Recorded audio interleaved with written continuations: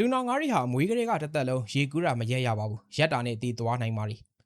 တမ်းပြပါမြန်မာပရိသတ်ကြီးရေတူနောင်ငါးရီဟာကမ္ဘာပေါ်မှာအမြန်ဆုံးရေကူးတတ္တဝါတွေထဲမှာပါဝင်ရုံနေမကဘဲနဲ့သူရဲ့ဘဝဟာအသက်ဆက်ရှင်မှုအတွက်အမြဲတမ်းရေကူးနေမှာရမယ်ဆိုတဲ့စီးမြင်းပေါ်မှာတိဆောက်ထားတာပါ